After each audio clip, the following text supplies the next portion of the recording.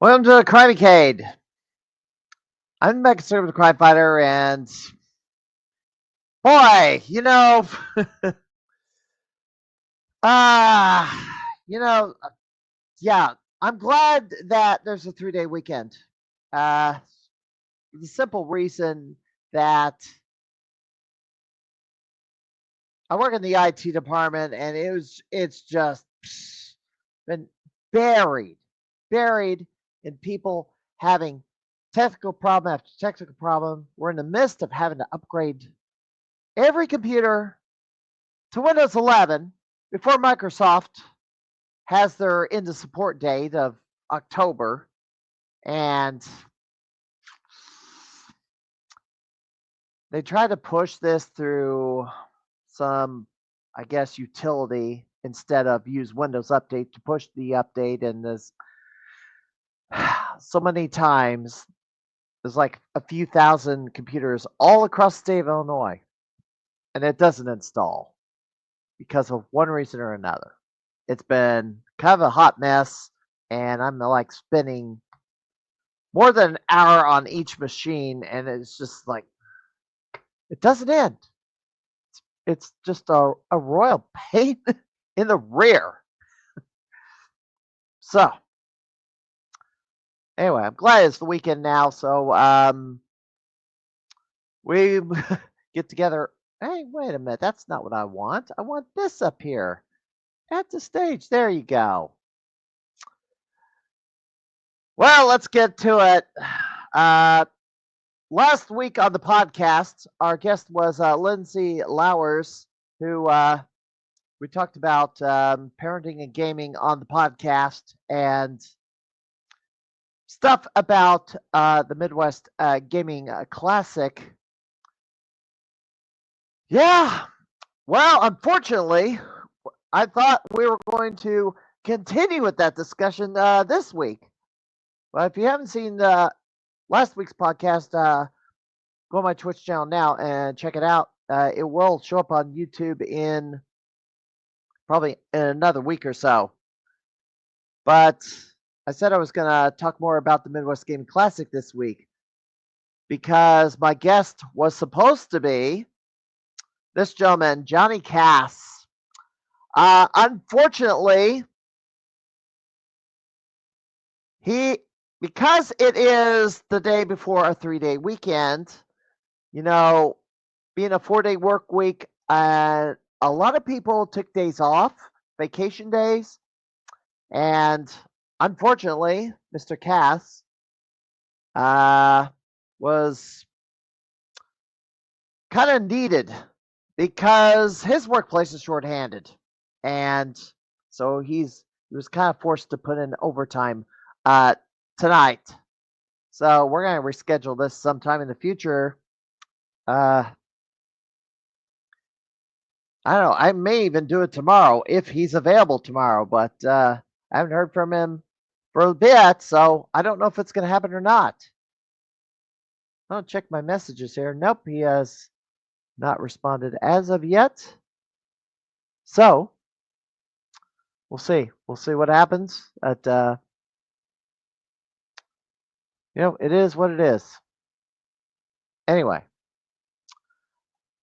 and I've lost my place here. Here we go. Now, do follow my Facebook page at facebook.com/Crimeycade. I need 100 followers so I can co-stream to that platform or do live videos on it. That's not on Twitch. I'd rather not use YouTube to do live videos for a reason. Well, the unfortunate news came in this week that a member of Team GGA and was a prominent member of the fighting game community in Chicago and the St. Louis area, pretty much the Midwest. Brad Vale. He was also a quality assurance game tester at NetherRealm Studios, so he was like testing and debugging Injustice and one of the Mortal Kombat releases. He passed away unexpectedly in his sleep cause of death not really known at this time, but he passed away and at the age of 45. Now, since my guest was not available tonight, I decided, I have plenty more time, and he would have been limited on time because of how busy he is. But this time, I'm going to, oops, wrong click. I'm going to show video that, going to show the video that Galvin Ghost posted earlier today in tribute for Brad. All right, this is big for Slips. GGA Dizzy versus Slips. What do you think about this matchup? I didn't think... I mentioned to a few people yesterday that I thought Slips was playing the best Tekken of anyone here. Ask Slips when the last time he placed above me in the tournament we both entered. That's the last time he ever beat me. That's the first time he ever beat me. Last time he beat me.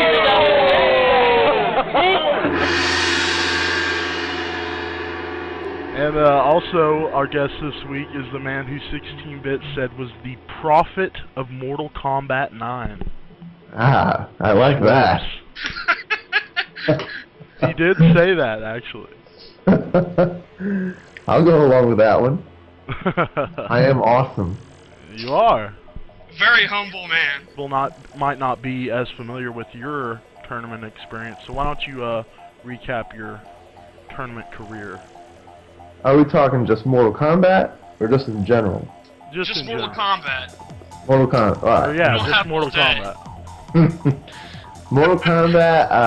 I mean, I've won pretty much every local I've had here in St. Louis. Did we even say my name? Yeah, Slips. Oh, okay. And I don't even remember. Then I went to Chicago Heart and beat 16-Bit's ass. Let's not talk about And it is. Any Scorp, it Slips, probably the best, if not, yeah, boy, that doesn't make sense, but he is the best Scorpion player. I haven't seen anybody play better than him. He's had some good corner pressure, but most of his big stuff involves teleporting, so you don't really stay in there.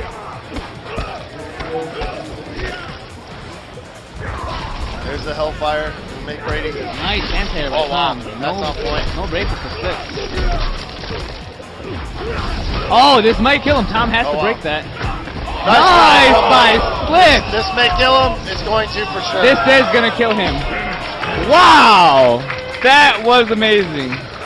Nice round. Oh, Slips. There we No, go, we guys.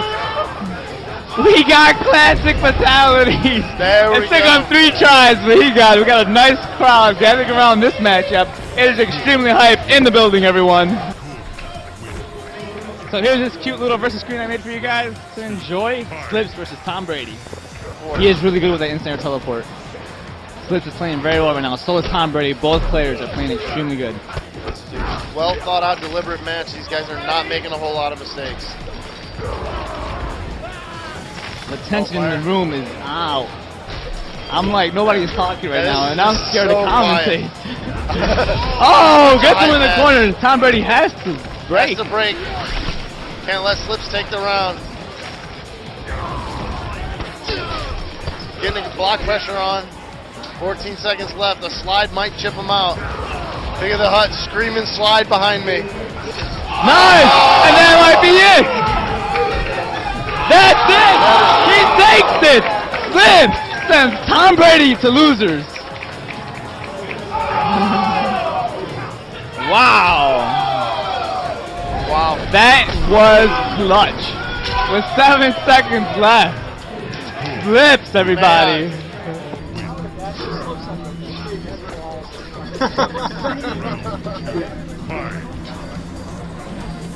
Lifted Grant for that heater.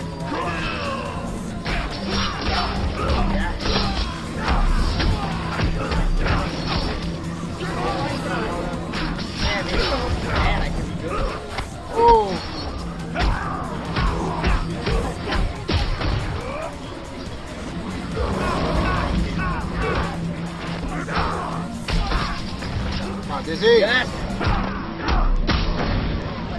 Down. Oh! Yes.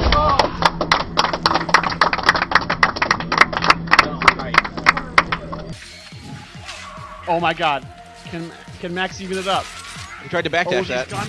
Will he be one with guns? Guns! Guns! Oh my God! His zoning is just whatever. Oh my God! Super fundamentals. God. Wow! Just walking up and doing low guns. Low guns are good. I don't know what MJ is talking about. 1-0 for Slips right now. Super close. Match point for Slips, the debut of Deathstroke, and he is 1 round away from sending Forever King to Losers 2-0. If this happens, I want a thread singing to Dave's on Blast. Oh my God, air guns. Oh, very good jump back, guys. Very nice. Someone start making that thread right now. Oh, look at that anti-air. Get that thread made. Get that thread made, guys. Uh-oh. And Slips has sent Forever King to Losers 2-0. 3. Oh no, interactable bounces. We got combos. Oh, all right. Here's a big comeback. Oh, God. Can he get a spear? Oh no. Here we go. Oh no. My goodness. A lot of health for 16-bit.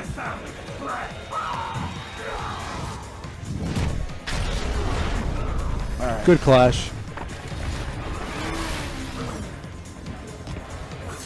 You think He's a real master? You think Scorpion knows how to He's a use real master. Oh my. Oh no. He has no meter. Not like this. Not like this. This is a real master. A real It is a real master. Wow. Great games by these two. Gonna get hit by a hop kick though. Great. Oh shit. Whoa, who wants to finish it? Okay, you know what?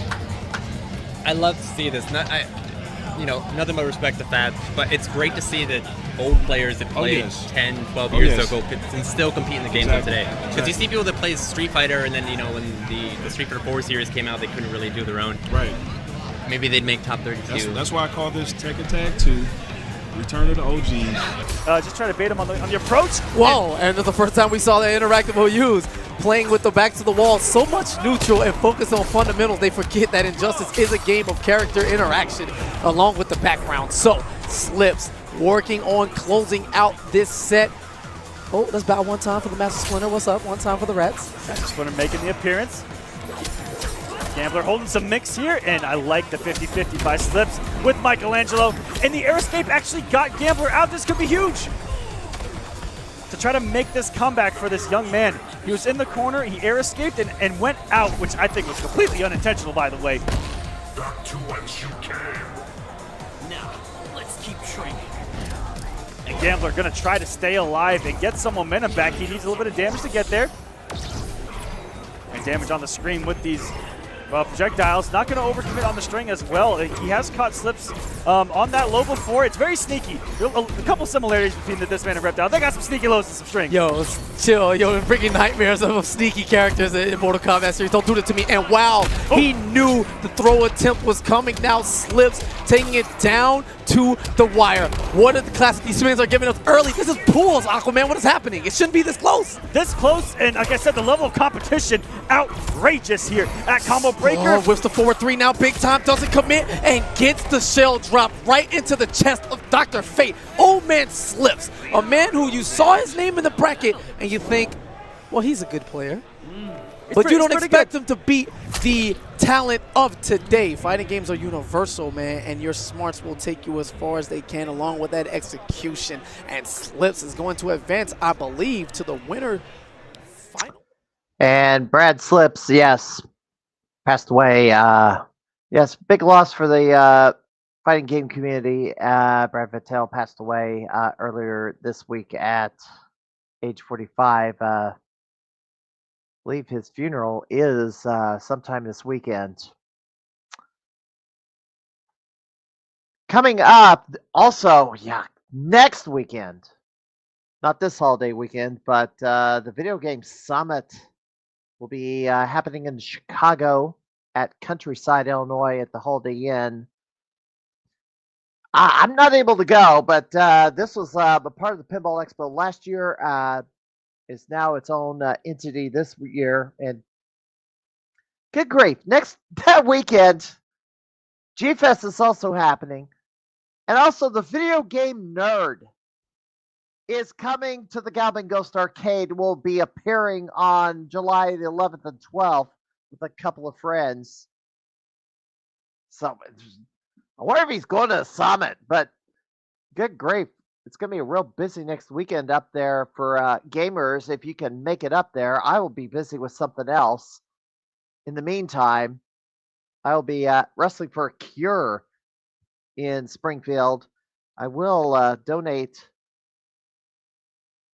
4 day passes for the silent auction. So a little bit of gaming down in Springfield. We're supposed to have our guest, to talk about gaming and grappling, but as I stated a minute ago, he was not able to make it due to his work needing him due to their workplace being shorthanded. This will be also happening next weekend. Yes, they're looking for contestants. Well, future contestants. I think they have their contestants for their taping on July the 13th. But beyond this, if you want to be a part of a game show that's a throwback to Starcade back in the 1980s, you want to call that number and leave your best promo. They'll probably use it. They used mine. I will be sponsoring one of the prizes on this next set of tapings this go round. So Arcade Amos is in North Carolina. So it's an Airbnb. It's all early 80s, late 70s arcade games, and I would like to go there someday. Blade Wars is coming up. And these will probably be dedicated in memory to Brad Patel. July the 20th, 3 p.m. We'll be at the Headless Horseman Arcade in Wheeling. That's the north side of the Chicago area. Pretty much the same town where the Pinball Expo used to be at. So I should be able to make this. Marvel vs. Capcom 2. I hope they use the arcade game version and not the console. Because, everybody will be on even teal doing the console. No, not the console, but the arcade cabinet. Well, I'm getting things a little confused here. Then following that, Killer Instinct, July 27th at the Goblin Ghost Arcade. Yeah, I will be busy that weekend because July 26th, 2025, it will be the Missouri Game Con number 9. I have my own vendor table. It's going to be in Manchester, Missouri, starting at 10 o'clock. VIPs start a little bit earlier than that. So, you can make it, headed down there. It's a smaller convention, but I'm pretty much enjoying it. So, I've got something going on here. Here we go. Okay. I'm kind of having to look at something while this is going on. Okay, next slide. Let me see. I'm juggling too many windows here. T20, August 8th through 10th. Goblin Ghost Breed Productions, $50 entry. I put my money in now. I'm officially in for this. $50 gets you a 3-day pass besides entry into this competition. And this is the 11th annual T20. So far, Zurst has won 9 of these, but I'm the one in the 9-1 has won a T20 tournament. And you know what? I got this right behind me because I had these belts ready to go if Johnny Cass was able to be here today, but put this on a solo. If you enter that tournament, you get first place. Besides the $500 grand prize, at least I believe it's $500. It's been that way for years, except for the year that I was in it because of COVID. But it's upside down. Win T20, you get a replica belt like this one. This is 2020. This is the 2020 belt. They do a new belt every year. So the winner of T20 will get the 2025 version of this belt at the end of the competition. 20 games will be brought out. Nobody knows what games they are. You won't know what you don't know what you're going to play until you go through the doors. Last year they did 21 new games. They eliminated the side tournament. I don't know what they're going to do this year. Will they do 20 new games? Will they pull some games off the arcade floor? You know, they're going to start the Vault series fairly soon, so I bet they can come up with 20 games. Will they do a side tournament this time? I don't know. I would like them to do a side tournament because I have a 3-year streak of winning the side tournament. I didn't get to do a side tournament last year because I didn't have it. Let's see. And the Pinball Expo, of course. But by the way, you go back. Anniversary day will be August the 13th. The end of the 15th season, beginning of season 16. Pinball Expo will be, of course, coming up. I'll be there for that. No, I don't think I'm going to do a vendor table this year. I was sharing it with Paul Zimmerman, but it seems like I've kind of felt too restricted. Being tethered to a vendor table, it's like I didn't get to do a whole lot. Yeah, that's the negative of having a vendor table at a GameCon when you want to play stuff. Because you're tethered to your vendor table because you got your stuff you're trying to sell off. Anyway. At this convention, they always bring out some new pinballs that haven't been released yet, or unveiled the new ones, and they're all on free play.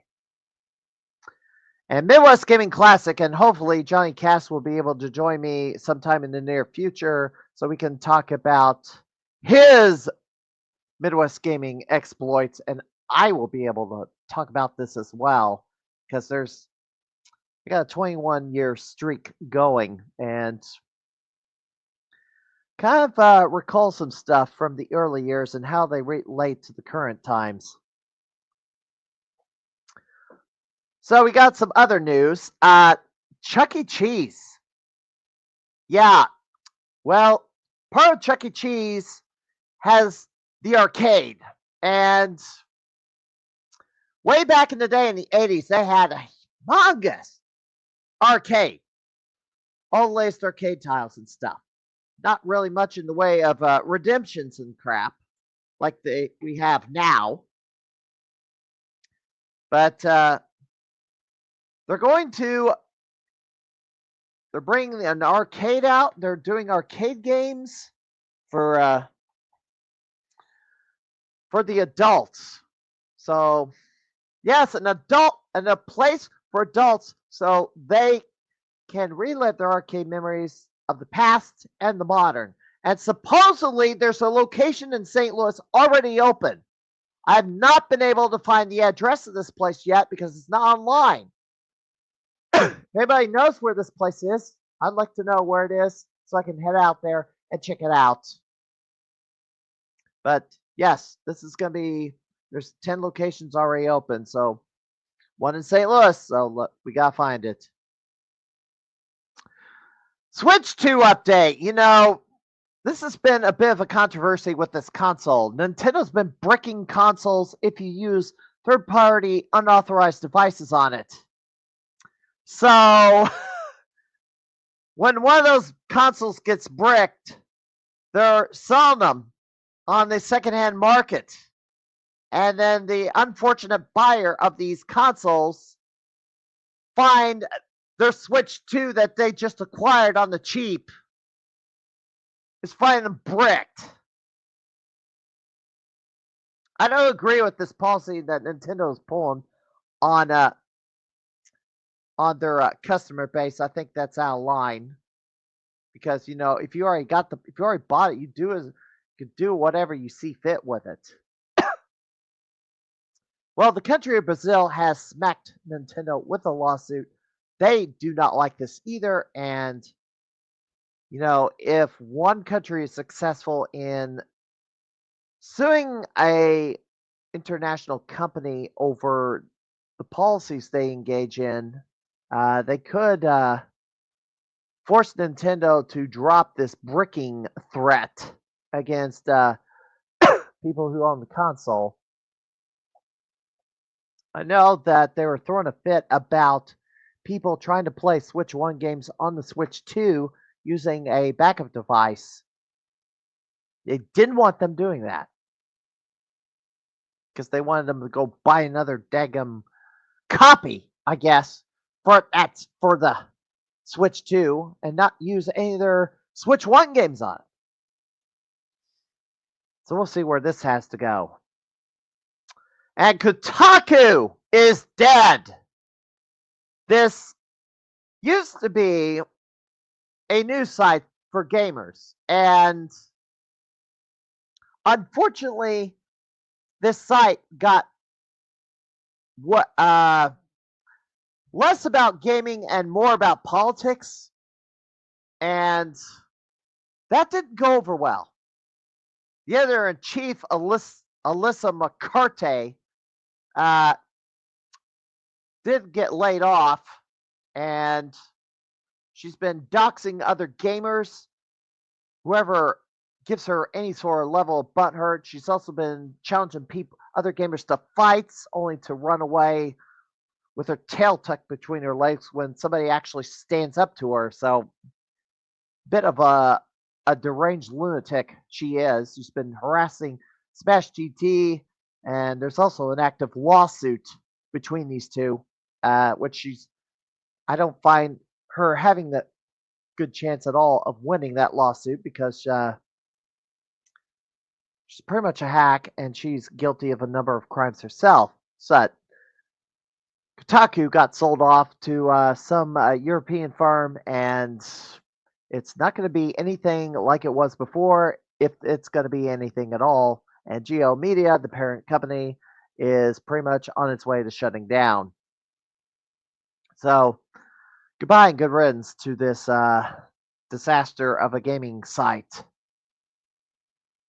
Well, new house highs in world records, and as of right now, Matt Walters takes back the score for Mr. Do's Wild Ride, just edging out Andrew Owasco's mark at breaking 104,000.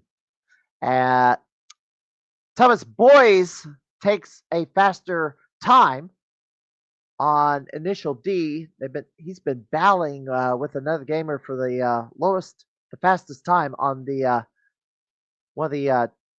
track that Galvin Ghost is keeping time on. So it's not over yet. Oh, here we go. Let me see. I gotta throw this up here. Check cogs. Yeah, I've been looking for it. Yeah. Well, that's a possible lead here.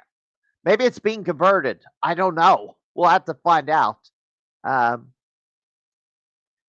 anybody's in the area, go check it out. See what it is. Redbach takes the high on Shooting Master. Now, Shooting Master, the Sega game, is cordoned off into a room with the R360 and Galaxy Force 2 due to basically the rarity of the game and the guns. They want to protect the guns because trying to repair or replace them is near impossible right now.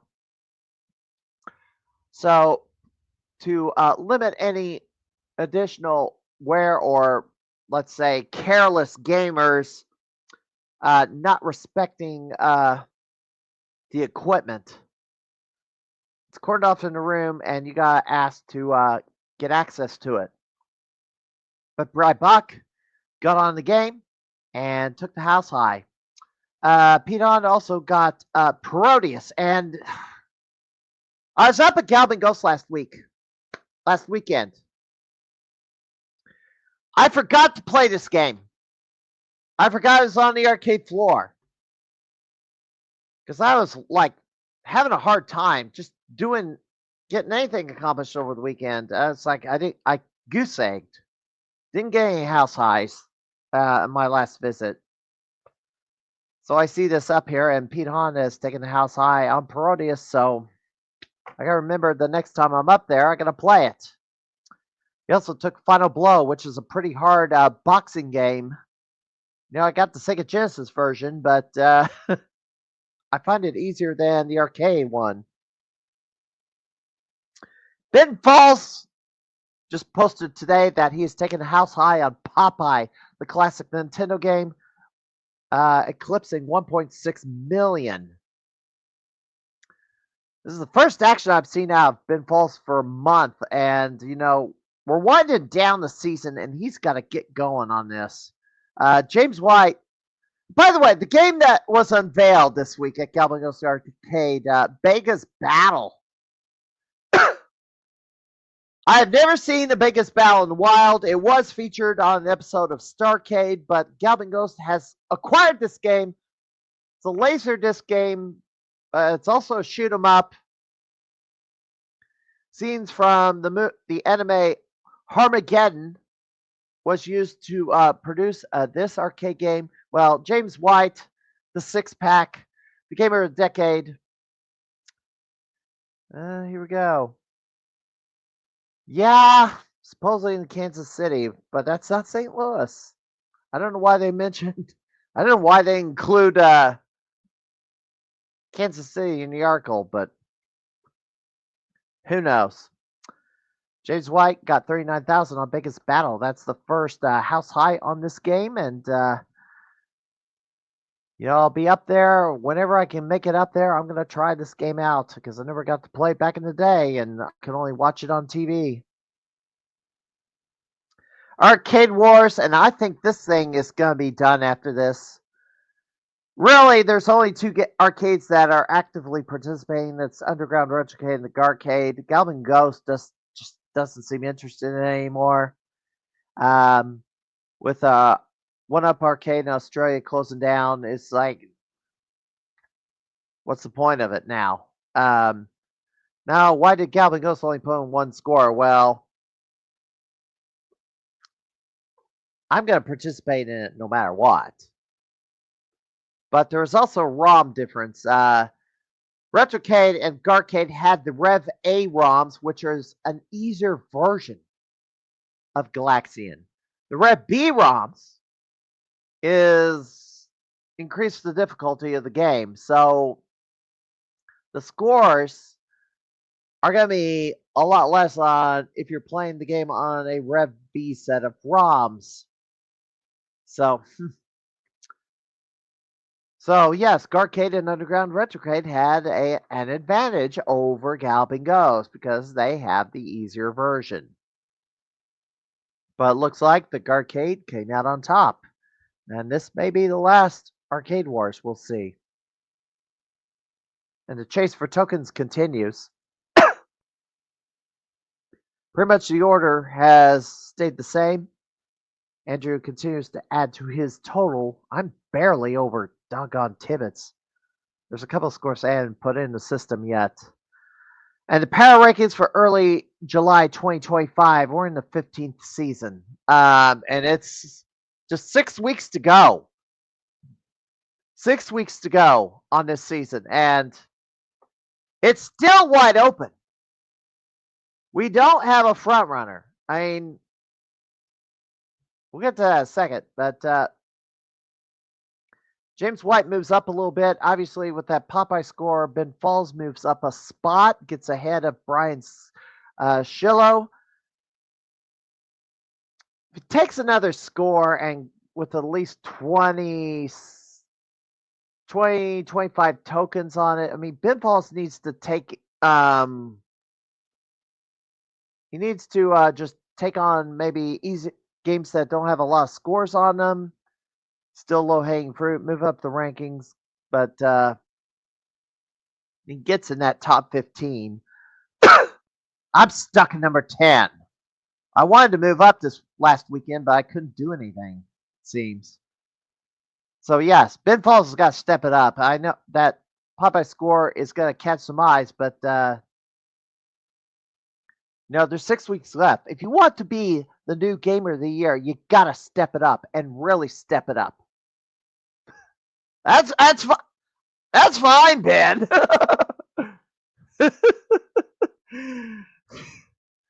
That's fine. I mean, you gotta get.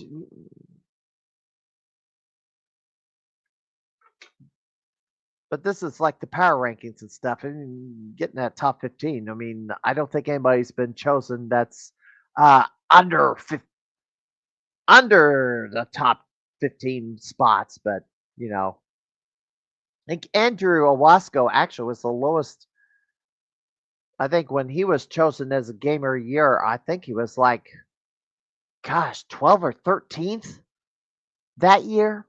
But I don't know. I don't remember. I'd have to go maybe dig up some screen grabs to confirm that. But if I still have them. But anyway, we'll see what happens. Well, yeah, of course.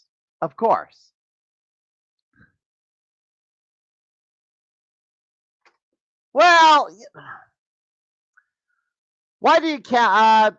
It's all the Gamers of the Year have been pretty much chosen out of the top 15. At least I don't think anybody's been chosen that's ranked 16th or greater. At least because that top 15 that shows activity, and of course the metrics is kind of shifted. The metrics have shifted quite a bit. So, because now it's all about the challenge cards. In previous years, yes, the power rankings mattered, and the chase for tokens mattered a lot more. But last year, or the last couple of years, it was all about T20 and who won T20. So, I don't know. We'll see what happens. But I think Doc Mack is going to put a lot of weight on the challenge cards, and if it comes down to whoever wins T20, it's probably going to do that again. But I think it would be a very hard sell if Doc gave it to Zerst for the 3rd year in a row, because it was a really hard sell the second time around. And Zerst himself, actually, I got a comment out of him because he did a live stream last week, and I asked him what his reaction was to winning the Gamer of the Year second time, and he didn't know what that was about.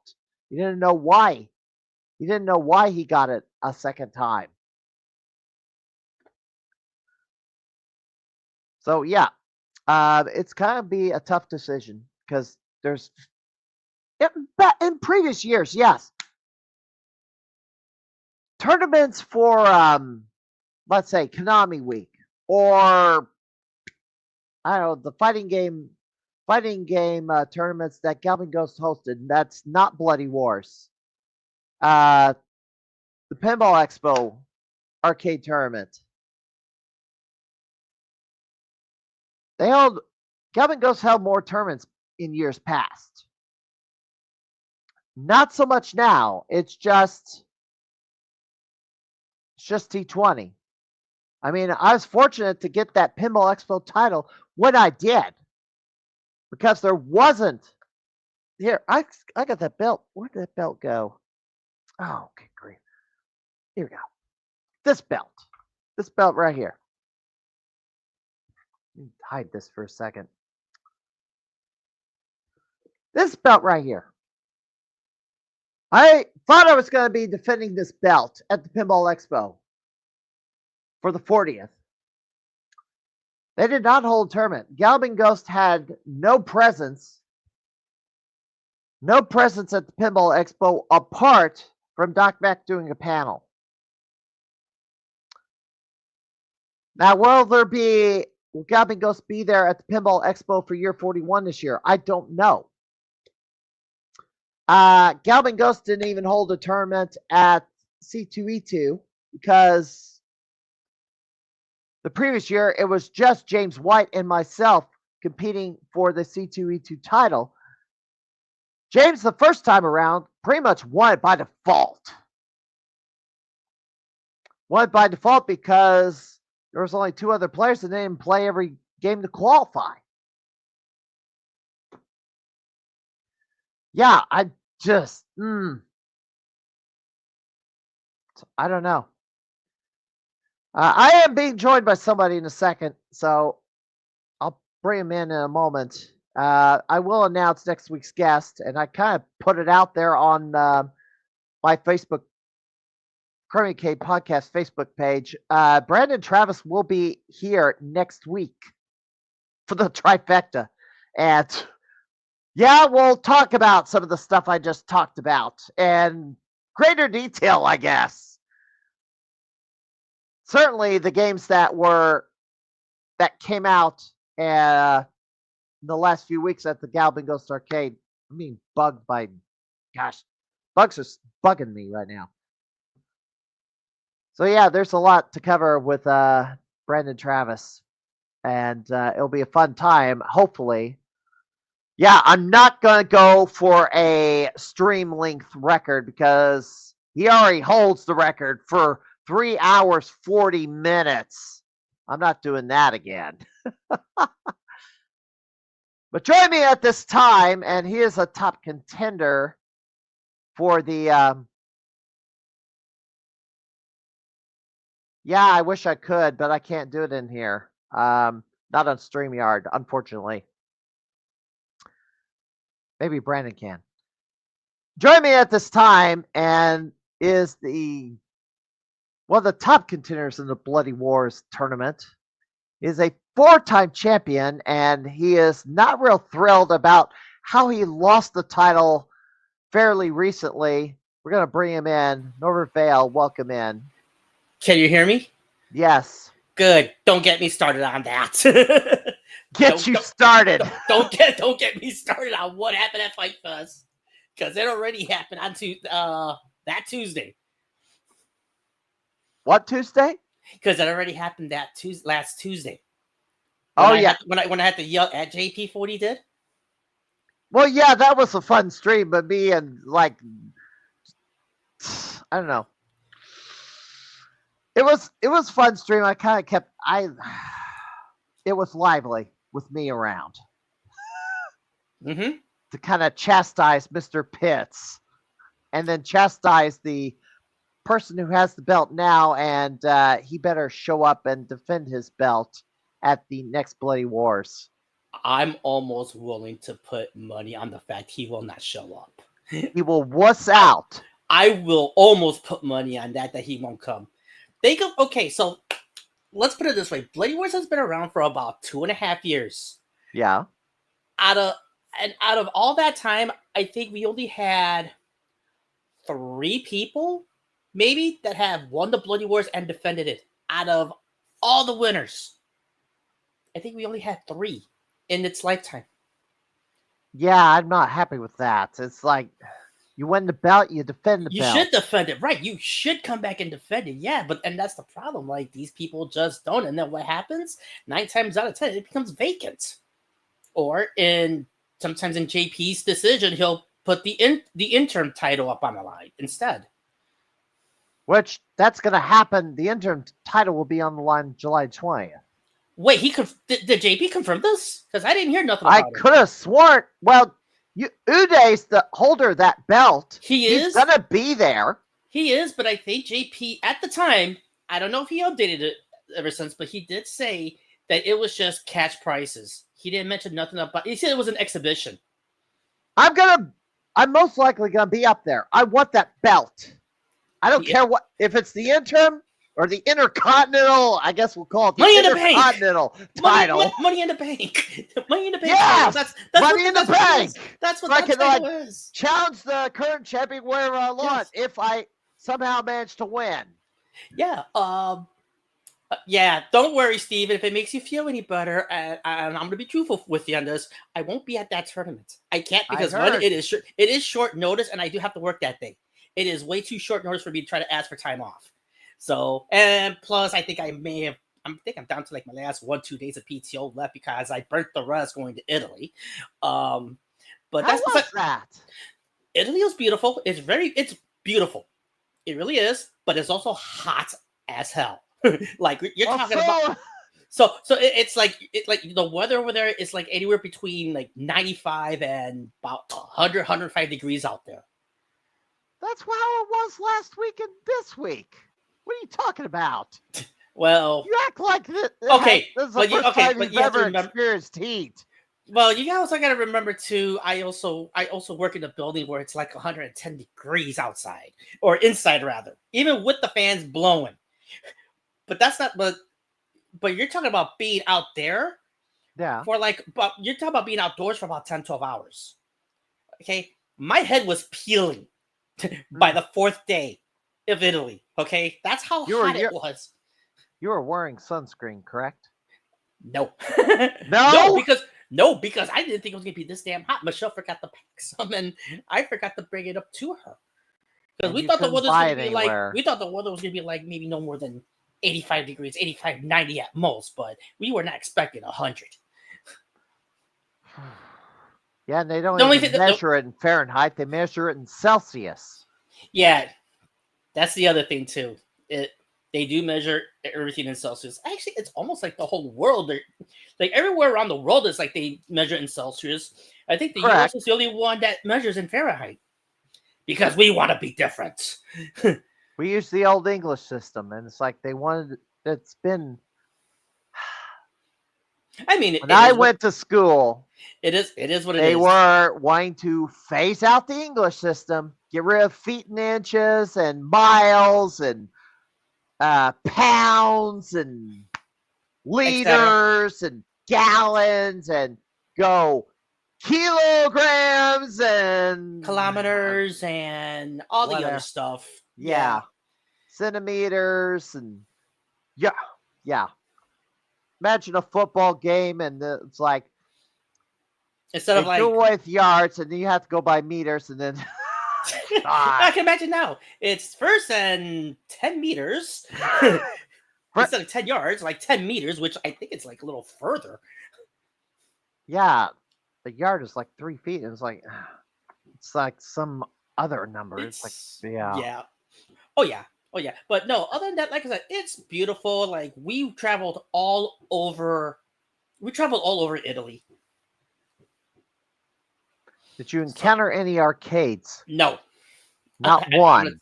No, I couldn't. We couldn't because during that whole time we were with a tour group. So we had to follow by their schedule. And you didn't really have much in the way like free time away from the group. It's like to do whatever you felt like. We sort of did, but it was like no more than an hour or two, but that's about it.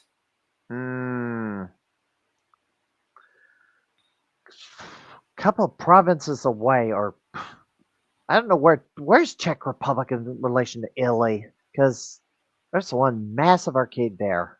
We didn't go. Yeah. Nah.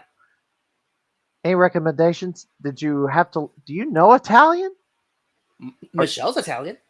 Michelle can speak Italian? She can speak some Italian, yes. Okay. Because I don't know if you needed a translator.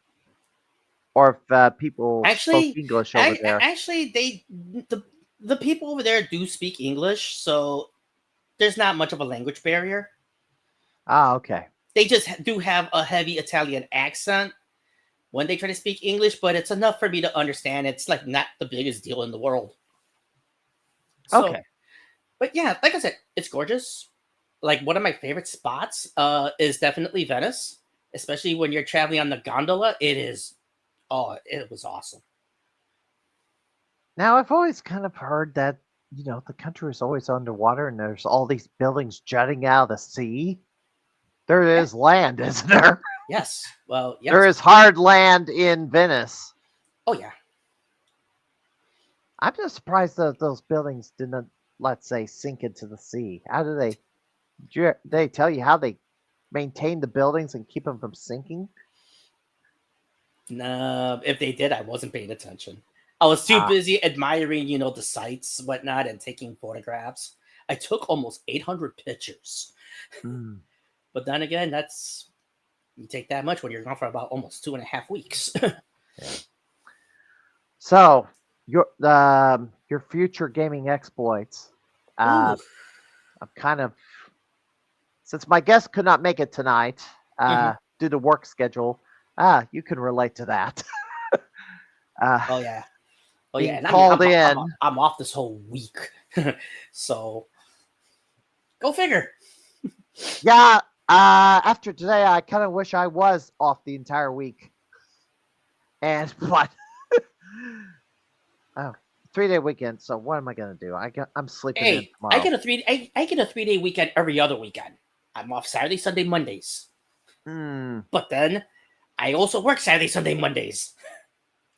They alternate. This is why I always try to get things scheduled with Josh on when he does his Bloody Wars, because I keep trying to tell him, okay, so he tends to ask me before he comes up with the dates. He likes to talk to me first because he knows my scheduling is limited. I know that feeling. Trust me, I have to scratch my ears too. Because the fact that I work every other weekend, sometimes like he'll put it on a day and it's like, damn, I gotta debate myself. Do I really want to go to this event? Do I want to go to this particular tournament? And it's funny because for the first time, I actually had to skip out an event. The Tekken 7 tournament that was back in June, I think it was. Like I know last month. Yeah, shortly after Mother's Day. Right, it was shortly. I think it was like the week after Mother's Day. Oh. Right, because I wasn't able to go. I had a family emergency I had to take care of, so I had to miss out. And from the looks of things, if I would have entered, I would have successfully defended the Bloody Wars title. Bless you. Sorry, Michelle sneezed. What do you know about the current champion? Nothing. Nothing except. Nothing. Well, this is a person I've never seen before. I know really nothing about him. He just came for Fight Fest, and that's about it. And I guess he talked with JP about wanting that title shot against me. Well, he better show up. If he wanted a title shot for that belt from you, he should show up. If he wants that belt, he's got to defend it. Yeah. Otherwise, well, I don't know if you heard this from JP, but JP also did say if Darnell does not show up for that tournament, instead of having it vacated, it's going back to me to defend at the KI tournament because I will be there. I agree with that move. I did too. In fact, the funny thing is, I was going to actually bring that up to him to see what he would say, because originally that title shot was never meant to happen. It never was. Yeah, he better show up or his title win will be null and void. It will be basically erased from the record books, which should have been as if it never happened at all. Exactly. But Brad Vattel, did you know him? Who? Brad Vattel slips. You know something, and this is funny. I heard what happened. I heard he did pass away, but to be honest, I know nothing of the fella. Like, this is the first I've ever heard of him. Okay, so you did not meet him back in the day, like the early 2010s. No, I have not. And I never met him either, but he holds some scores at Galvin Ghost. Holds the house high for 47, which is a shoot 'em up, and Teenage Mutant Ninja Turtles, Turtles in Time, and one other shooter. I don't remember which one it is. I'd have to look it up. But yeah, I played that highlight video earlier that Calvin Ghost put up, and he was pretty much a prominent member in the Midwestern fighting The FGC, scene. yeah. He really, I saw part of that video. I didn't get to watch all of it, but like I said, I was shocked when actually there was an article about him that was who released. I think it was Event Hubs, Yeah. which they do all their FGC stuff, whatnot. And when I read about how he passed away, I was kind of shocked because I'm like, it's a scary thought that you could actually pass away in your sleep and Yeah. like not know about it. I was like, oh damn. And it's funny because like I've known a couple of people who have passed away, especially like in their sleep. Yeah. And one of them was very recent, about as recent as about 2 years ago. I will not name. I'm not going to name who. You know, out of respect for other people, for certain individuals, I will not name this individual. But let's just say it's a person who I was kind of close with, and she passed away. She just like took a nap one day, and she never woke up. And when I heard about it, I was like, "Oh my god, it hurts." It still kind of hurts. But anyhow, and he died at age 45, and it's like, I'm older than he is. And it's like, so am I. So am I. Yeah, it's but I mean, like scary. Still, 45. That we are at that age right now where time is not on our side. And we have to take care of ourselves too. Yes, we do. Yes, we do. Because there's a lot more gaming to go before. There's a lot more gaming I want to do before I go. It's ditto. You and me both. Like I said, you and me both. So, so remember when you told me the other day? You told I think you told me this on I think it was Brandon's stream. You said someone came to Galloping and took one of my records. Who was it? Oh, I know who it was now. Now I know who it was. I never asked who because at the time I was just like, which game was it? I can't remember. Marvel vs. Capcom 2. Okay. I had the house high and I know who has it. Justin Wong. Legendary fighting game guru Justin Wong. Yeah, he made a video. He made a video and it's on his YouTube channel. I did see that. I haven't watched the whole thing, but yeah. I saw the whole thing. I didn't even know he was there for Combo Breaker, and I was like, "That's right." I remembered I had to work that Saturday that he was at Galloping. I was at work. Yeah. Like, if I would have known, I would have been like, "Oh fuck!" I would have wanted to come out there and meet him. He's met my younger brother. Yeah. Actually, he did a tournament he was commentating a tournament in Florida about a couple of years ago, and this was a tournament my younger brother won a Street Fighter 6 tournament in, and he did a video on that. So, but yeah, so here's a crazy story also about Justin Wong. Okay. So, and this goes back to my very first world record that I got at Galloping Ghosts. Mm-hmm.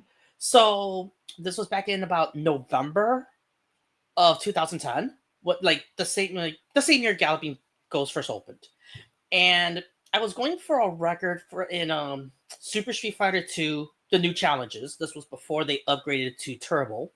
Mm-hmm. And at the time when I saw the scorecard, who had the world record? Justin Wong. And I beat that record with Doc Mac. Recorded the whole thing. They tried to submit it to Twin Galaxies, and Twin Galaxies rejected it. And it was like at that point I had a huge beef with them because it was like, how was my score not legitimate? And the funny thing is I broke the record 3 different times. And now that game's retired with my score being the top. Why did they reject it? I don't know. Doc doesn't know. I think it was from there. I think that's when, I don't know if Doc found it arcade or it was around, and I think he bought it. But I think that's when, shortly after this was when arcade came around. Mm-hmm. Well, it is important to have more than one scoring house because if there's only one scoring house, I mean they kind of have a monopoly on everything, and Right. different scoring houses have different opinions. Twin Galaxies will never accept a number of speed runs that speedrun.com will take because they only care about fastest times. They don't care about whether a glitch violates the spirit of the game. They just want, because glitches are employed to achieve those fast times. I was gonna say, didn't they ban glitching from for speedruns, or do they even allow that still? Let's say Super Mario. They've banned certain glitches where you're like, I don't know, wrong warping or. But world warping's not a glitch. Wrong warping? World warping? Wrong. Oh, wrong warping. Wrong warping towards that you don't normally can get to without a glitch. And also entering pipes that are supposed to send you one place, but you end up in another. Gotcha. I did not know such a thing. I didn't know such a thing exists. Oh yes. Look at the rule set for versus Super Mario at Galvin Ghost. It is very long. It is ridiculous how many rules there are on that game for arcade and Twin Galaxies for that matter. I wonder if they'll even allow regular warping. Well, they'll allow regular warping. Okay. But if you're warping to, I don't know, World 5 from World 1-1, no, it won't be allowed. If you were... I mean, I think you are allowed to warp from at least World 1 to World 4.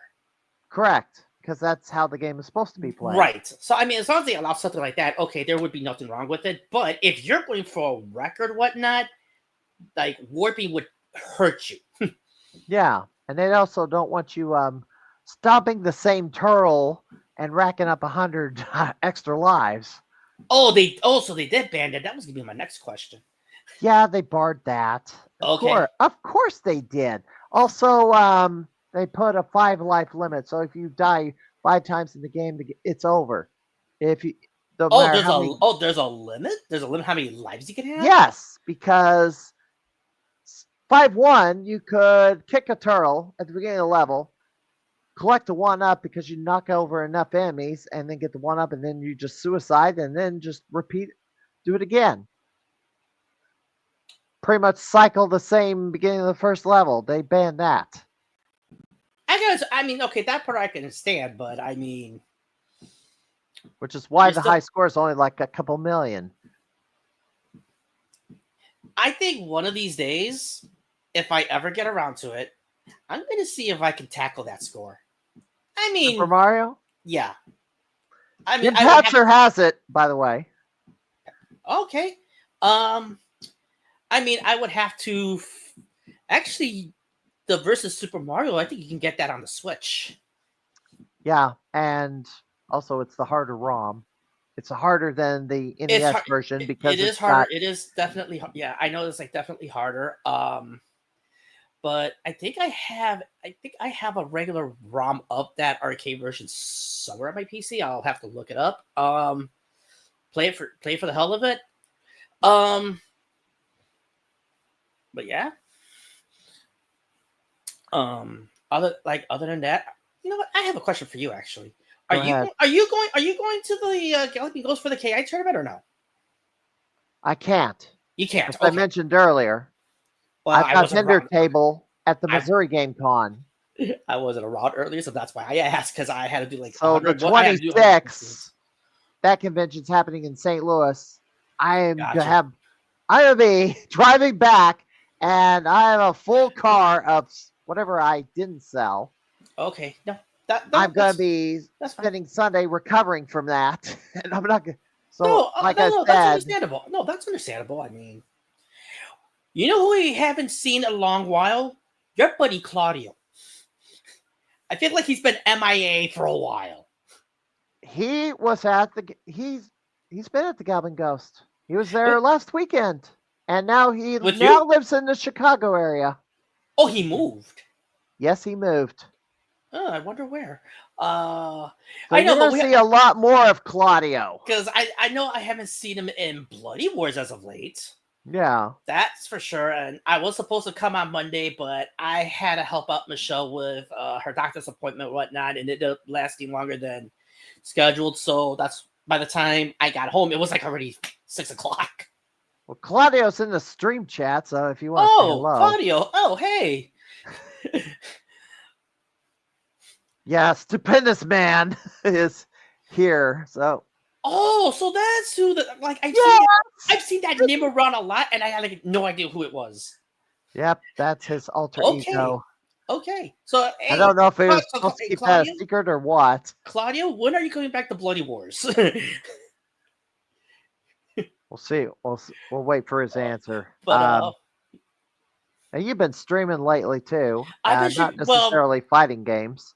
no, so yeah, because I've been off for a week, I've been trying to find a summer project to stream. Just Okay. because I want an excuse to get back into streaming because I haven't done so in a while. Not because I'm off from school for for the summer. That frees up a lot more of my time to do that. So yeah, I've been streaming Bloodstained Ritual of the Night for 2 reasons. One, they announced a sequel that's coming out next year. Well, technically it's a prequel. And 2, I told this to Brandon. I haven't told pretty much anyone else this, but my name is in the credits of Bloodstained. How did you get that? So back in like what year? When the game first got announced, it had a Kickstarter. So I backed it. So I was one of their backers. Ah. So yeah, and when you beat the game, or actually when you start up the game where it says credits, when you get reached the bottom and it says backers, yeah, you'll find my name there. I showed it to Brandon, and he was like, his mind got blown his mind away. Completely mind blown. Like, okay. Yeah, Brandon's mind is getting blown pretty easily because it's like, I pulled this out and it's like, yeah, this is the banner that's going to hang in from my booth. Oh. Nice. Yeah, I bought this off Amazon.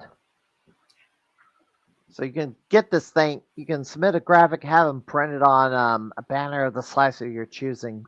Oh, nice. So Brandon's going to get one for whatever conventions he'll do in the future. Apparently will not be the Carnivalcade, or not like it anyway. Yeah, I mean, I know you're having him as a guest next week.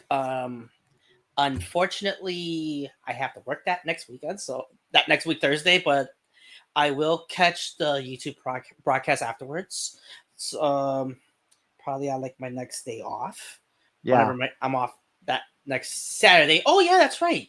Next week Saturday I'm going to be at Galloping because AVGN and Nostalgia Critic are going to be there. Yeah. It's like Waffles told me, warned me that it was going to be ultra busy that weekend. Like, well, if I went up there, it would have been for the Video Game Summit, but I'm going to be busy with something else.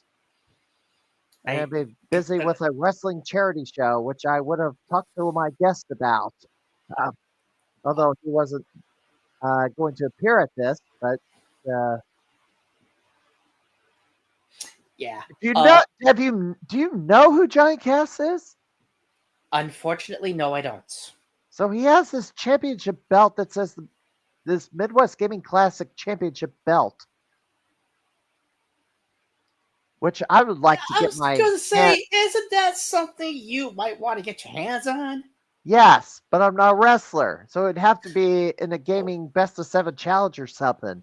But I'm not going to get in a ring and fight somebody.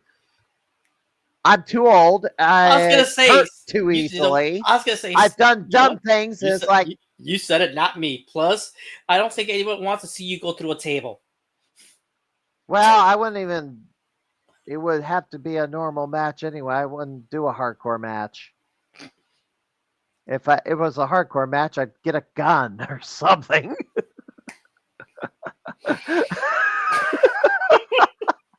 No, not a gun, but you know, a taser. You do you, Steven. You do you, man. That's all I gotta say is you do I you. don't do combat. I just rather run around ringside with the camera and film it. That's what I've done. Right. I don't do combat, but I have done dumb things in a ring by myself and hurt myself bad. Yeah, you probably end up tripping over your own feet half the time if you do. The thing I trip over at a wrestling show the most is the stairs. You know why? Common. Because I'm walking backwards with the camera and I forget there's stairs behind me and then go tumble right over them.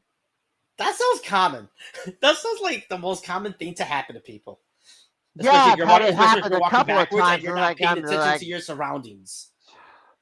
Guess the last time I did, I went over the stairs and then smacked my elbow against the steel railing, and it hurt for, over more than a week.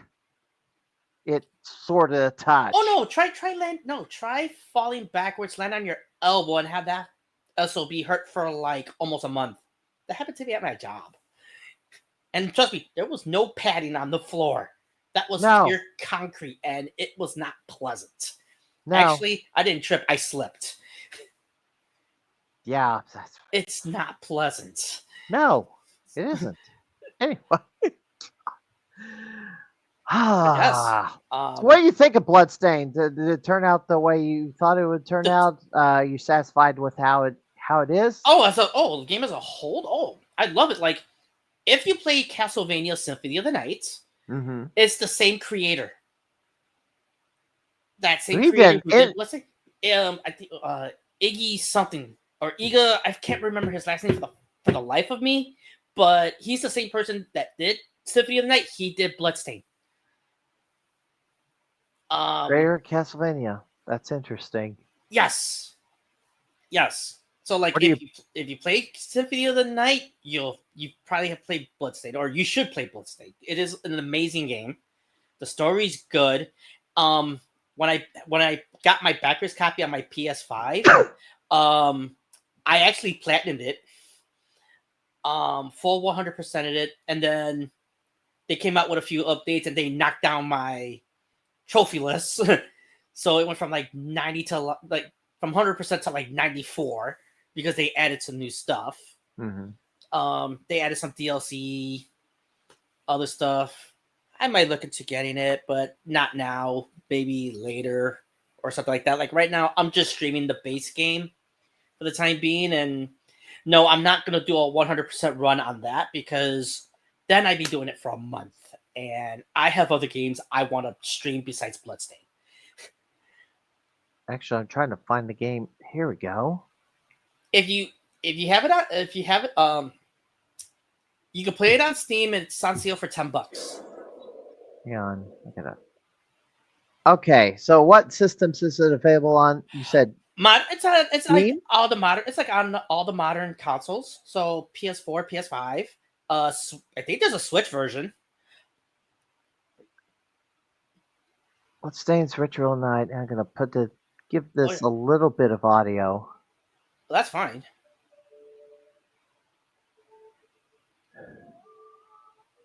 Yeah, you were streaming late last night. I thought you were going to stream one of my videos for a moment.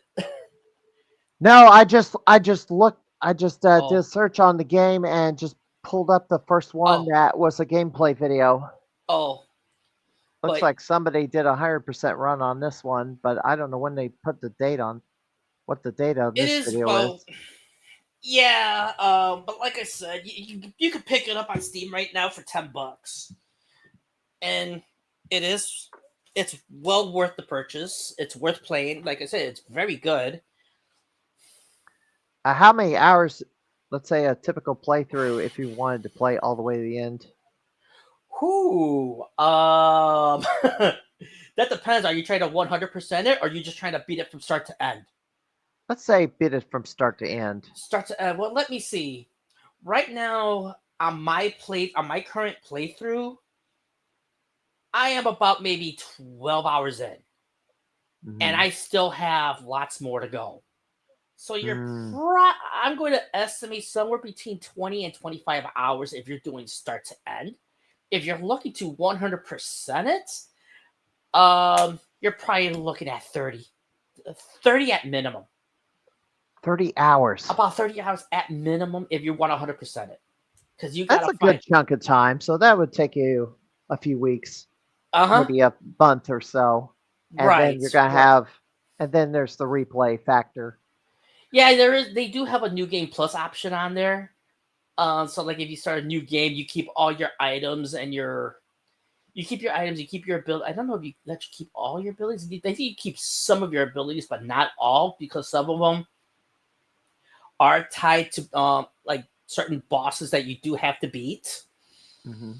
So, but yeah, actually, maybe when I'm done speaking with you on this podcast, then I might go back around and continue my streaming of it, because I'm kind of like in a couple of new areas right now, and actually like on when I streamed last night, I was mostly trying to farm some items, because then that's another thing about that game. You got a lot of upgrades to a lot of your abilities, but in order to upgrade some of your more powerful abilities, you're going to have to farm some, a lot of items. So you will spend some time farming. All right. So, future, any fighting games you're after now? So, I know I haven't been to in general, I think the last time I've been to Galloping was like a couple of months ago, maybe. No, like a month ago. Not a couple of months back. It was on it was like on a Thursday. I was actually there to meet up with Matthew Nasia, because we were going to play for the hardcore title. And afterwards, he and we actually took turns playing Street Fighter EX2 to see if one of us can get the world record. I think he ended up getting second. I think I ended up getting third. But I don't remember. I don't think I remember submitting my score or not, though. But if not, then I was supposed to go that Monday to attempt to take that to go for the record. But again, due to having to take care of Michelle, I wasn't able to. So I'm gonna try to go back next week Saturday, when I get to meet James Rolfe and Doug. And then afterwards, maybe I'll try to give it a shot again. Oh, Matt's got the house does high? have it. Oh, he has the house high, not world record. What was the world record? Look, I could look that up. Because his score is like 1.2, just under 1.3 million. And I think world record's something like 1.5. He says 1.7. Or 1.7, yeah. Yeah, the world record's 1.7. And yeah, Matthew's got the house high. I thought he took second, actually. I didn't know he took house high. Maybe 8th. He got it. So, JP did premiere the, I guess the Blade Wars world record attempts. The score rating. The score rating. Yes. Yeah, that, you know what? Funny fun known fact. I was actually supposed to be his guest on that, because I was, again, supposed to go for the Street Fighter EX2 score. That was part of why I was also going to come back that Monday. If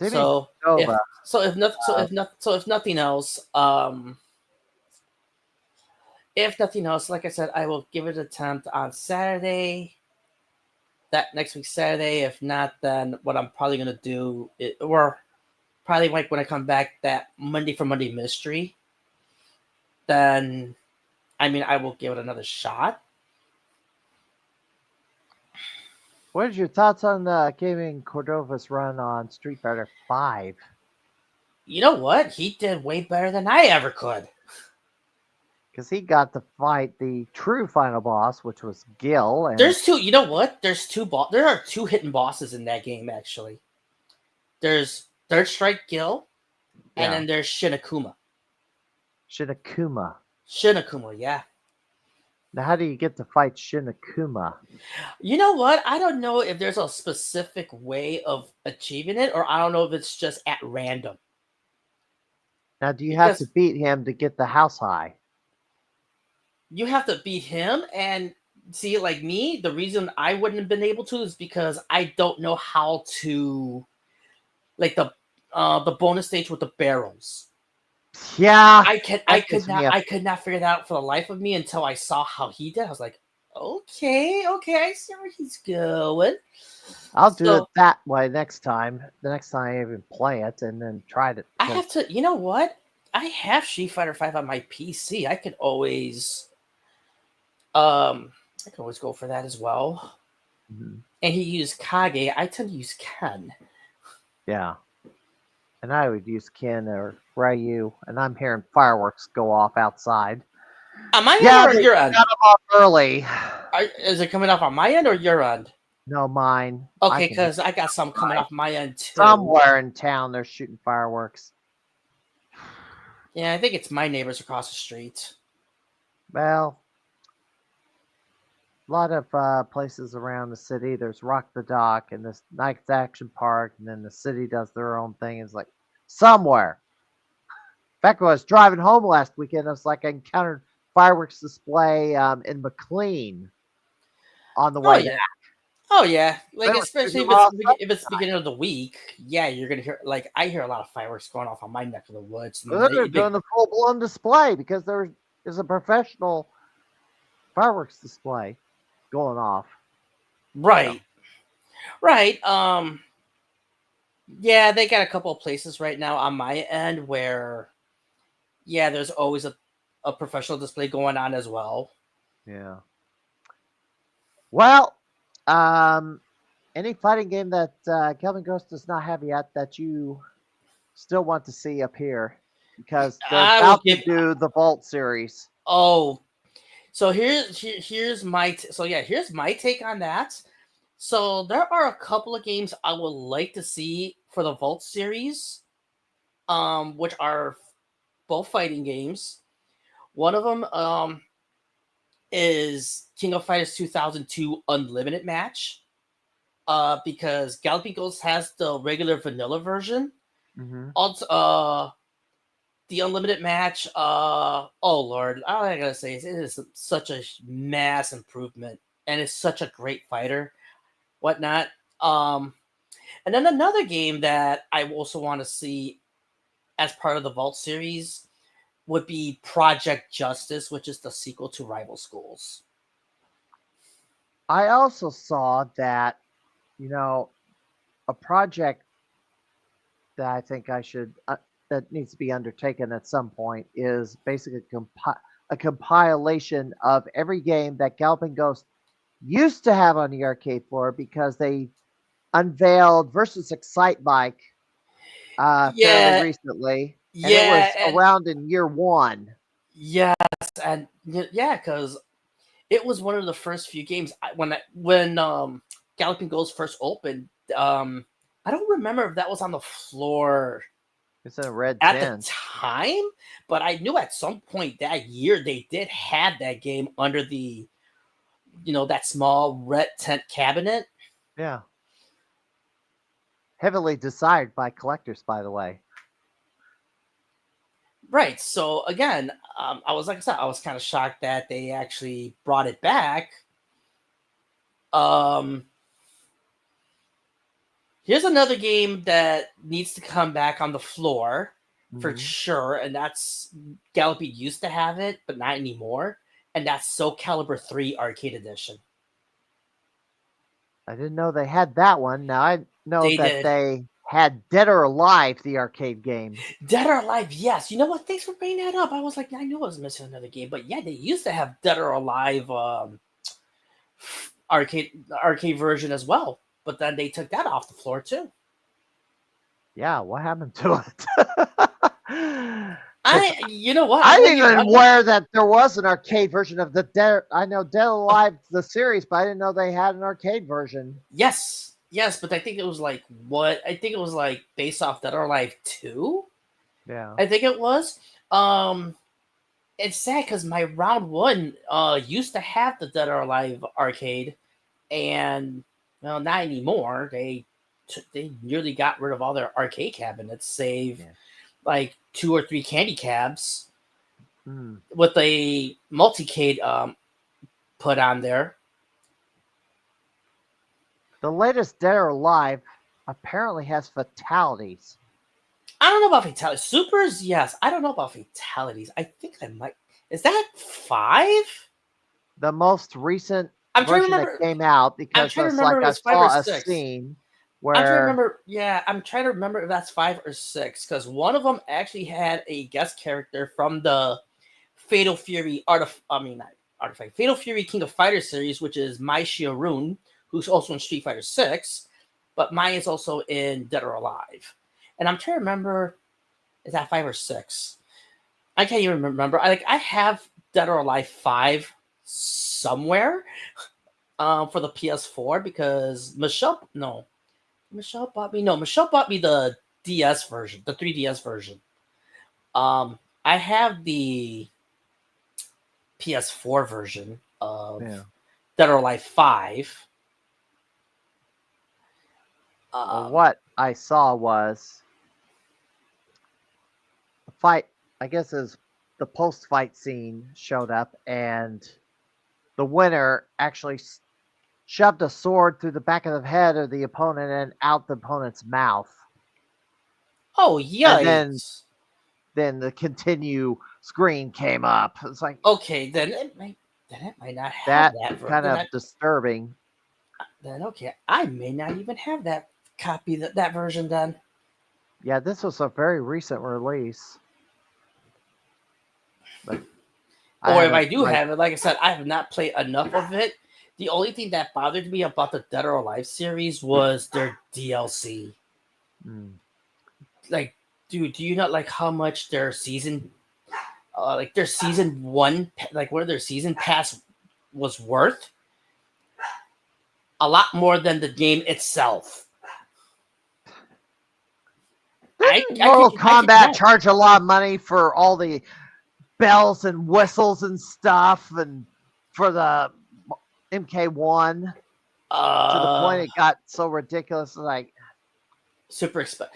I don't know how much they were charged. Didn't they charge something like $30? DOA 6. Thank you, Matt. I don't remember if I have DOA 6. I will have to double check.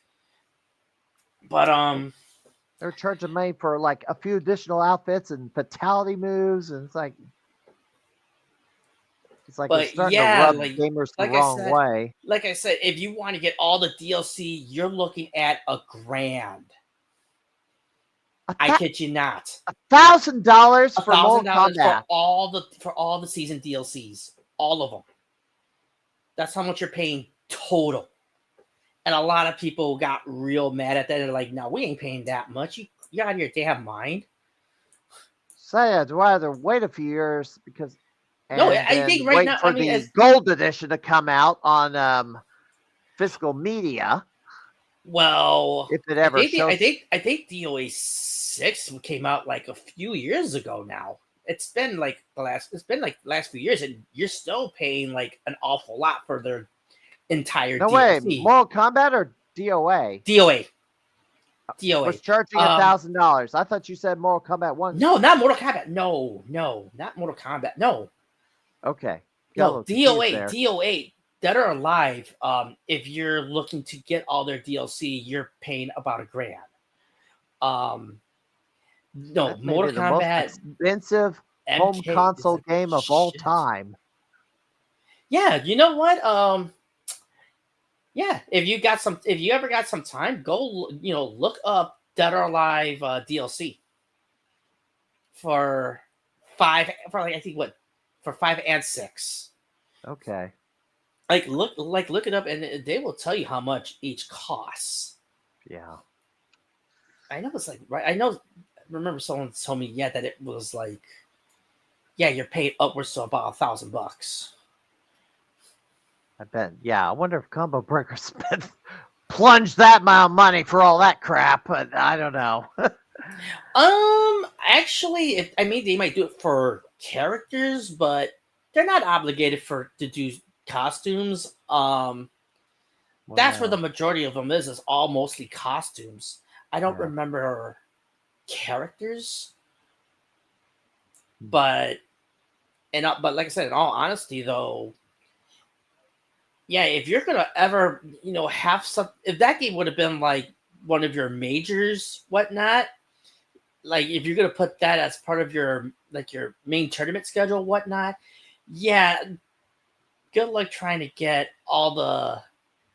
I think the only thing they care about more is just their characters. They don't care about like the outfits or whatnot. In fact, right, for Street Fighter V, they actually banned a few costumes.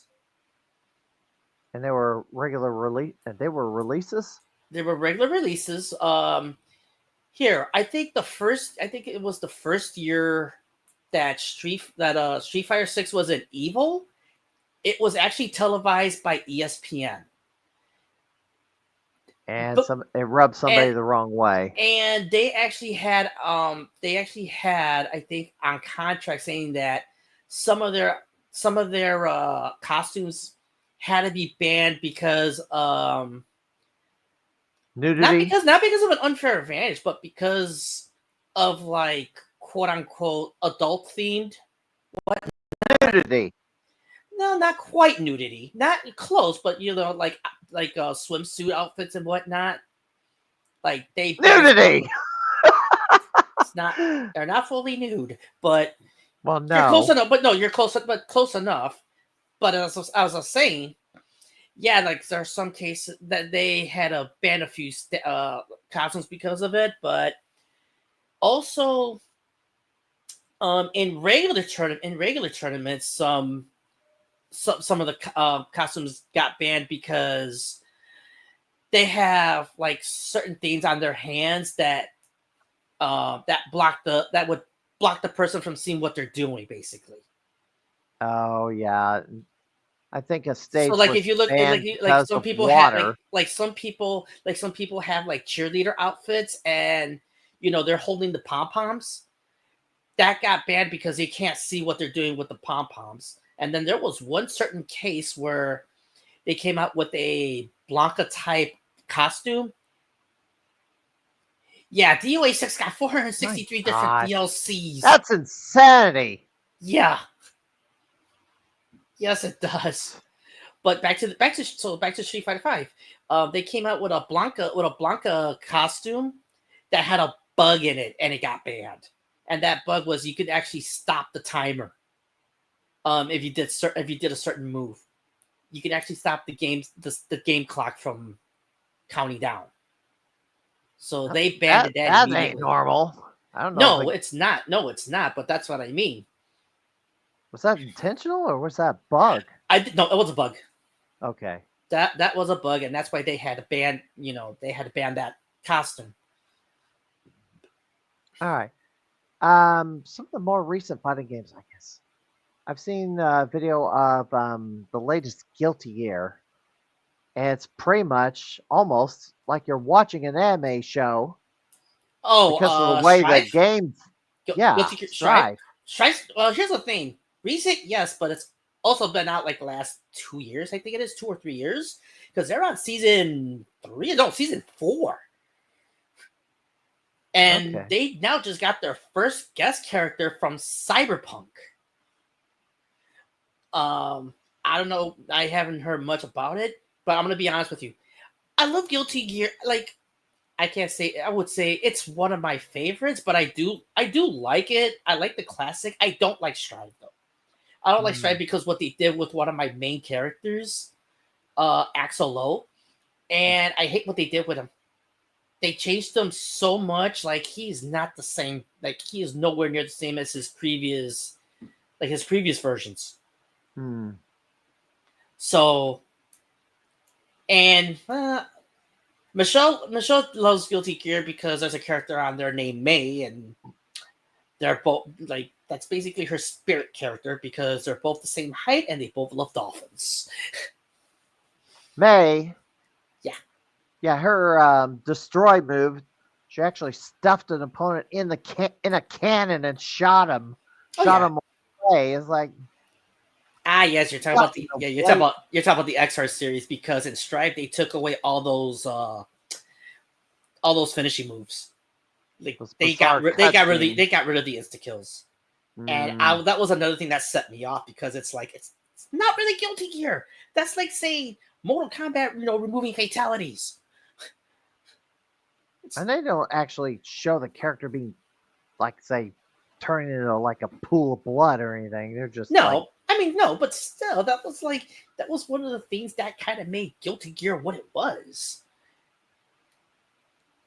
That's why, like, I didn't like care Wile E. Coyote being blown up and then he just like reassembles right from ash, something along those lines. But yeah, in fact, the very first Guilty Gear, fun known fact: if you did a killing blow in the very first round, you don't get a round two. That was the whole match. Yeah, it's weird. And I tested that. I tested fatality on what was that game? It's paired with Blood's Time Killers. You could time killers have fatalities. Yeah, you could fatality your opponent in round one, and then you'd have another match. Yeah, but like I said, the Guilty Gear 1. Once you hit that killing blow, if it's round one, no, that's it. That's the whole match. But then later Guilty Gears, they changed all that. Okay. And then there's another game made by that same developer that my wife and I also like playing. That's Blaze Blue. Doc used to have a PS3 version of it on the floor at one point. Yeah. And this was back when a lot of like the PS3 versions of fighting games would be on the floor. Yeah. Then they got replaced. And then Doc kind of removed them. But you know what? Speaking of, I would like to see Doc bring out either Blaze Blue Cross Tag on the floor or Blaze Blue Central Fiction, which is the last Blaze Blue game they had.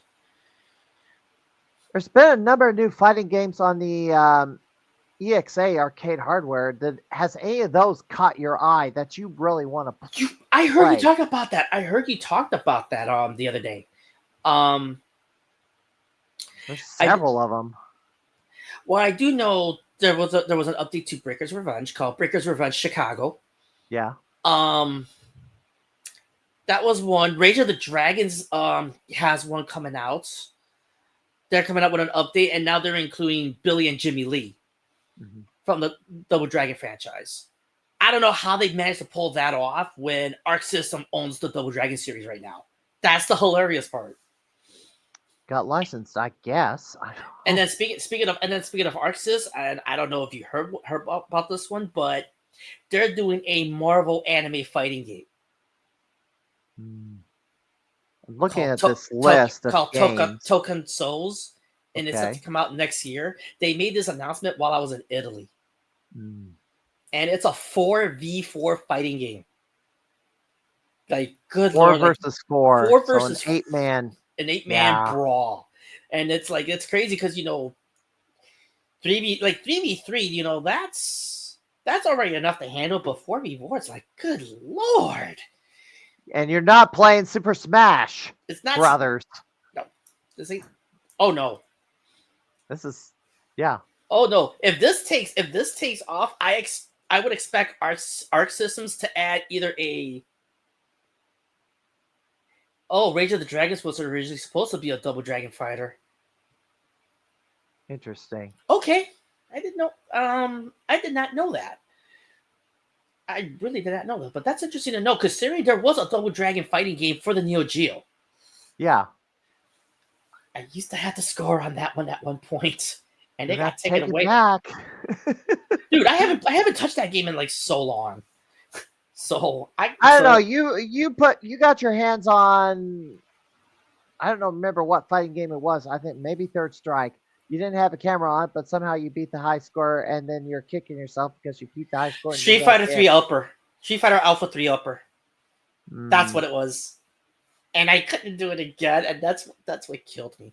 That's what really killed me, Yeah. because it's like you could do so good, but then it's like you screw up somewhere and you don't even know it until when you beat the game and you're like, son of a- that is the most aggravating thing, because like if you're playing for practice, like if you're practicing for it and you manage to do it, but then you can't do it when it really counts, that's when it just like kicks you. Yeah. Absolutely. I mean, you should know something along those lines. Like I when you want to usually have practice the something- camera rolling, so yeah. So speaking of, because you said you were at Galloping this past weekend, did you take any scores back? No. Oh. You know, I went back on Turbo Miss Pac-Man. I managed. I only made a small improvement on my house high, but I am still quite a bit from the kill screen. I broke 520,000 this time. I went on Sand Scorpion and tried to take that score because I had it previously. I improved to like a 500,000, but I kept messing up. Of course, it was hot in that arcade. That fourth building, the AC went down, so it was hot in there, like the schmups room. Oh, you know what? It's a good thing I got one of those portable fan blowers that you put around your neck. It was a good thing I got one of those because originally I bought it just so I could mow the lawn and not have the sun kill me. Yeah. But now hearing how hot it is and Galloping and whatnot, I'm probably going to end up having to bring that with me if I have to go back and, like I said, go after some more scores if I get around to it. And I forgot they had Parodius. Oh, forgot it was there, and I would have played that one. I was also on a Excite bike, and then the accelerator button got stuck down, and it's like I couldn't use turbo when I was over 100,000 and trying to beat Pete Gore score for it. Ugh. So that was it for that. I gotta play that again too, just to remember how to play. Because the last time I played Excite Bike, arcade version was again when Galloping first had it. Yeah. So every Turbo Miss Pack run I do, it's gonna take quite a bit of time because going the first 18 levels is when you have blue time and you're trying to maximize that score before you go to the sprint with the or play 16 maze loops. Basically the third and fourth board alternating colors. So that's 16 boards. So about 8 or 9 passes through all those gets you to the kill screen. You know what? I wonder if I'm still holding third place on Oni the Ninja Master right now, because that's another game I haven't checked in a while. I don't even know.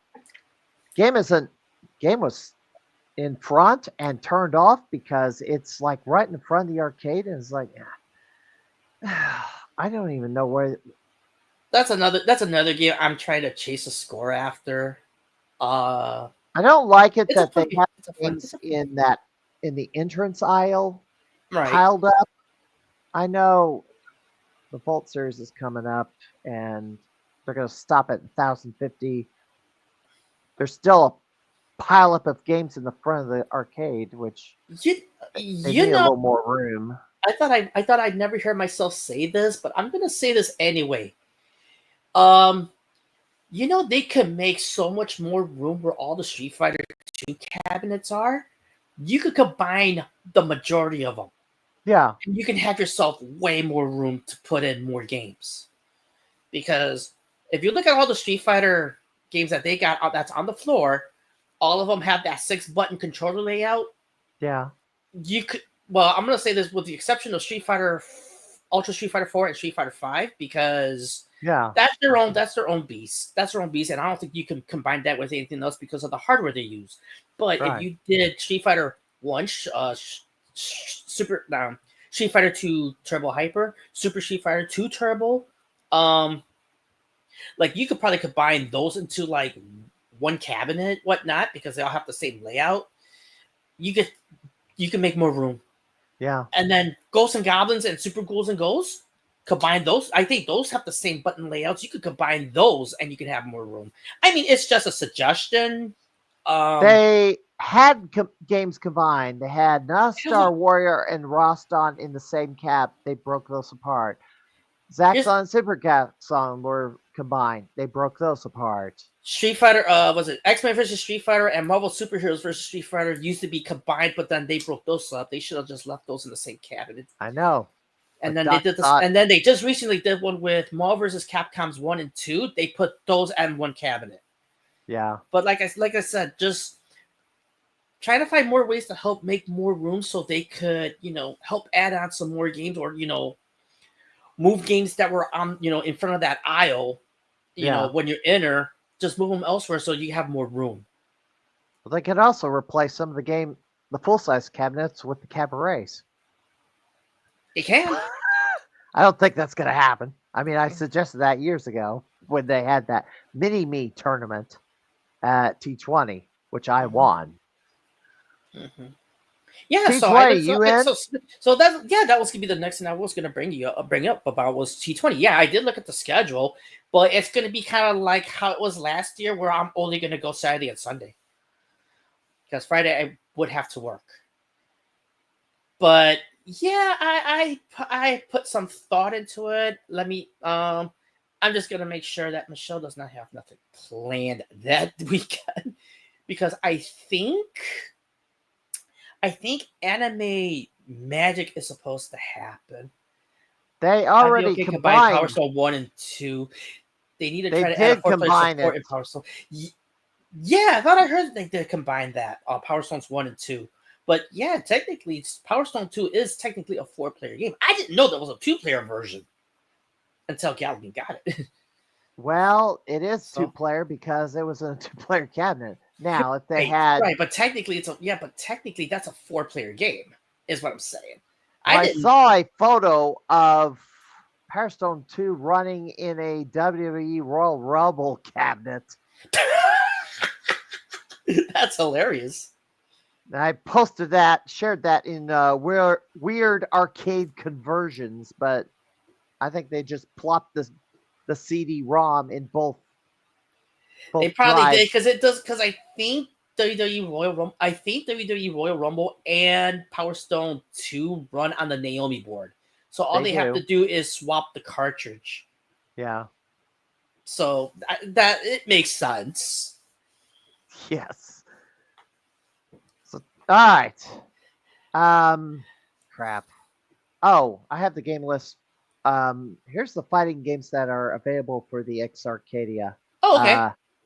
Kung Fu versus Karate Champ.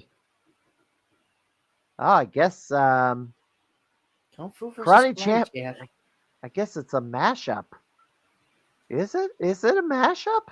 Is it? I mean, that would be interesting to see. Because yeah, I'm familiar with Karate Champ and Kung Fu, or Spartan X as it's known in Japan. Didn't know there's 31 characters for it, but in both games. Speaking of Karate Champ, hey Josh, when you put Karate Champ as part of Bloody Wars? Is it a versus? Yes. It is a versus. Okay. It is a versus. It is a versus. But it's like... But there are no character selection screens. There's only 2 characters. Kind of like Street Fighter 1. You're fighting for 2 points. First to 2, yep. Yeah. And there's the other one. Or Street Fighter 1. Well, now we're having that for Bloody Wars. Yeah, that would be Ryu versus Kid all the way. Well, no, that's the only 2 characters you could only choose. Yeah. So, Omen of Sorrow, Rising Chaos is another fighter. I think that's an original. Axel City 2. I don't know of Axel City 1, so. I have not heard of this. But No. I obviously mentioned Breakers Revenge Breakers Chicago. Revenge Chicago. Chaos Code Nemesis Experiment. Not familiar. Dynamite Bomb, another fighter. Damon Bride X again. You should talk to Doc and try to get these games in again. I mean, because they do have an EX machine. EXA machine. Yeah, they got Galbo because they got that virtual. Was it Virtual Hexa? Virtual Hexa. Yeah, but I got the virtual. I got the virtual. I got the virtual Hexa collection on PC. It's a good shooter. It is a really good shooter. Arcana Heart 3 Extend. Wait, what? That's really? also on X Arcadia. Really? I have the first because I have the first one, both the US and the imported version on PS2. It's a fun niche fighter. It's a lot of fun. The second one was only in Japan, and then they released the third one on the PS3, and it's on Steam. But it is it's a fun niche fighter. That's all I'm gonna tell you. It's fun. Phantom Breaker Omnia. Phantom. Not familiar with that one either. Hmm. Oscar 120% Burning Fest. Excellent. That's different.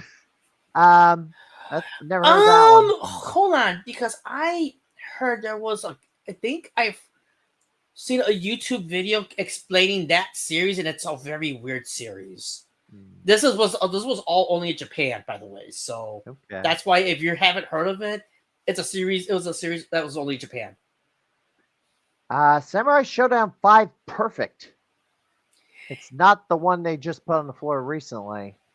Oh, so yeah, I think the one Galloping has, I think it was an updated Samurai Showdown 5 Special. I think that's the one Galloping has. Correct me if I'm wrong. But yeah, I've heard about Perfect. I did hear about the Perfect version. I don't know what changes they did to it, whatnot, but it'd be interesting to see. Chaos Code Exact Xeno Attack. Another fighter. So yeah, the original Chaos Code, it was available on PS3. I don't know. I think it's on Steam currently, but that was an interesting. I've never played it, but I have seen gameplay of the original. It's interesting. In fact, I think Chaos Code. I think my round 1, I think, has that as part of the Nestica arcade series. Well, there's a lot of fighters on this list. Vanguard Princess R. Never heard of that one either. Well, no, it's not been released yet. It's not out yet. That would why? To be released later, Rage of the Dragons W. That was the updated one with Billy and Jimmy Lee included on there from Double Dragon. Okay. That's the one. The Fallen Angels Revenge, which Galby Ghost has the original Fallen They Angel. have the original prototype. The game was never released. So this is an official release. So this is probably the official release that's like, I don't know, 20 years later? Yeah, I haven't gotten to this on the list yet, but Tattoo Assassins is going to be released on the XA. Yeah, that one I think I remember you mentioned. I was like, interesting. Yeah, and all the bugs with the game, and the game has been polished, and all the bugs have been fixed. So it'll finally have its official release. How many 30 years after the prototype was developed? Yeah, Doc, if you're listening, try to get that game, please. I know Damien wants his run back. Yeah. I hear these are not released yet. Bayani is one. Daybreak Slam, Dojo Masters EX. I already covered Axel City 2. Or maybe it's separate. No, it's Axel City 2, The Final Storm. Then there's Fight of Gods Arcade Edition. Here's a little bit more. I feel like I heard that before. I heard that name before. Fight of Gods. That was a Steam exclusive. Now I know what that is. No, I don't know about Steam exclusive. It might be on console too, but as a digital, because I've never seen a physical release of it. But yeah, basically you fight with different deities, whatnot, and the combat is very interesting. I've seen gameplay of it. Now I was like, wait, where have I heard that name? Oh, but that was another interesting one. I think I'm at the bottom of the list. So okay, but well, all right. I think we're gonna wrap it up for tonight, unless That's there's fine. anything you wanted to bring up. Not really, except that maybe later on within the next hour, I'm gonna go back to streaming some more Bloodstain. All right, Norbert, thank you for coming in. Yeah, no problem. Just Glad out of the blue, I was gonna, if nobody came in, I was gonna stream Biomechanical Toy. Yeah, no, I mean, I'm happy to come by and fill in whatnot. I mean, I do this for Josh, so yeah, no problem. Don't worry about it. All right. I will catch you later. See you, everyone. All right. That was Norbert Vale, and thank you for coming in just out on the spur of the moment after basically what happened with, unfortunately, Johnny Cass could not make it in tonight, so hopefully he will be in sometime in the near future. But Brandon Travis will be the guest next week here on the Crimeycade podcast. Well, I am going to raid a channel, and I'm going to give this raid. This time I'm going to give it to Nintendo Land, and she is streaming Donkey Kong Country Tropical Freeze. Tell her once you join in what you saw on the Crimeycade podcast tonight. And yeah, I had her as a guest on this pod recently, so this will be my first time rating her channel, and since she's on, and certainly because it's the day before the holiday, and I'm going to get some sleep tonight because I've been staying up too late for so many nights in a row working on various things. So until next time, I'm the Max Crime Fire, and have a good night, everybody.